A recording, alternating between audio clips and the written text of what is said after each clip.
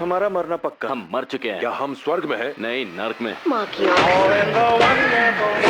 Game तो नए सिरे से शुरू हो रही है। यहाँ पर सर के पीछे आंखें होनी चाहिए। तो hello guys, welcome back in my new video. एक बार फिर से मैं आप सभी लोगों का स्वागत करता हूं हमारी एक और नई वीडियो में। तो आज हम बात करेंगे हॉलीवुड की top 12 new fantasy adventure movies और दो बहुत ही कमाल की वेब सीरीज के बारे में, जो कि यूट्यूब के ऊपर अवेलेबल है, वो भी हिंदी लैंग्वेज के अंदर। लेकिन वीडियो शुरू करने से पहले अगर आप हमारी चैनल पे नए हो और अगर आपने अभी तक हमारी चैनल को सब्सक्राइब नहीं किया तो मेक श्योर आप हमारी चैनल को सब्सक्राइब करके पास में जो बेल आइकन है उसे भी ऑन करके ऑल पे सेट कर देना, ताकि हमारी हर नई वीडियो का नोटिफिकेशन आप सभी लोगों के पास सबसे पहले पहुंच सके।